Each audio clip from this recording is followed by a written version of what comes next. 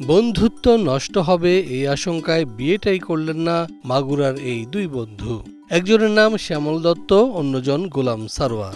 আমি মনে করি, চিন্তা করেছি যে আমার বন্ধুত্বটা এরকম হবে না, কারণ অর্থ স্বার্থ দিয়ে বন্ধুত্ব করলে বন্ধুত্ব হয় না। তা আমরা যখন অর্থ স্বার্থ দুইজনই ত্যাগ করেছি, তা বন্ধুত্বটা স্থায়ী করব।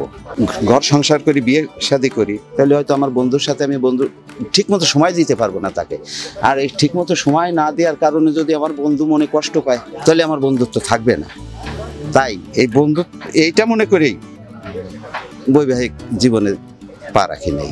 তা আমরা চাই যে মানুষের মধ্যে মানুষের মনের টান থাকুক, মানুষ মানে চোখ দিয়ে না দেখে মন দিয়ে দেখুক, আন্তরিকতা বাড়াক, তাহলে মানুষ মানুষের মতো থাকবে এবং সবাই সুখী থাকবে। মনের থেকে শান্তি থাকলে সবকিছু ভালো থাকে। 2-1 বছরের ব্যবধান থাকলেও গোলাম সারোয়ার ও শ্যামল দত্তের বয়স এখন 60-এর কাছাকাছি। একই এলাকায় কেটেছে শৈশব এবং যৌবন। 80-র দশক থেকে নানা চড়াই উতরাই পার করেছেন একই সাথে। দুইজন দুই ধর্মের হলেও নিজ নিজ ধর্মের অনুষ্ঠান পালন করছেন যে যার মতো করে। দুই বাড়ি থেকে দুজনার জন্য আলাদা খাবার এলেও খেতে বসেন একই সাথে। একজনের তরকারি যায় অন্যের পাতে। ধর্ম সময় ধর্ম করি, ধর্মের সাথে থাকি, কোনো সমস্যা নাই। যার যার মতো সেই করে, কোনো এ নিয়ে কোনো না, কোনো রকম কোনো ঝামেলা হয় না। ওদের বাড়িতেও খাবার আসে, আমার বাড়িতেও খাবার আসে। এই সকালেও ওগার বাড়িতে খাবার আইসে, খাইছি। জোহরের নামাজ পড়ে আবার আমার বাড়িতে খাবার চলে আসবে না। এই দুই বন্ধু স্থানীয়দের কাছে যারা প্রকৃত বন্ধুত্বের প্রকৃষ্ট উদাহরণ হিসেবে টিকে আছেন কয়েক যুগ ধরে। একজন গোলাম সারোয়ার আর একজন শ্যামল দত্ত, দুইজন দুই ধর্ম অবলম্বী। তারপরও জীবনের শুরুর থেকে প্রায় শেষ লগ্ন তাদের এসে গেছে।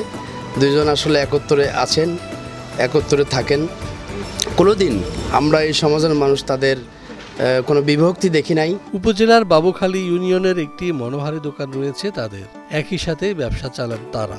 আজান পড়লে মসজিদে চলে যান সারোয়ার, অন্যদিকে পূজার সময় হলে শ্যামল চলে যান মন্দিরে। দুজনার এই বন্ধুত্ব খুব উপভোগ করেন বাজারের ব্যবসায়ী ও স্থানীয়রা।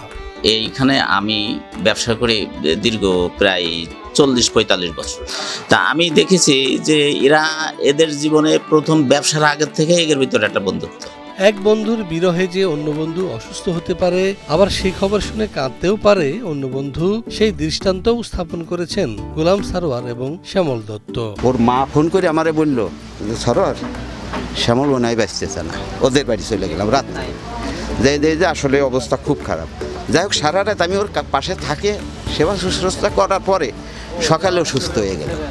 তা ওই দিন হলো ঢাকাতে যখন ফোন পাইছিলাম যে শ্যামল বাঁচতেছে না, ওই সময় আমি খুব কান্দিছিলাম যে কী রে, আমি নাই, আর সেই রকম অবস্থা। ওই দিন খুব কান্দিছি আমি।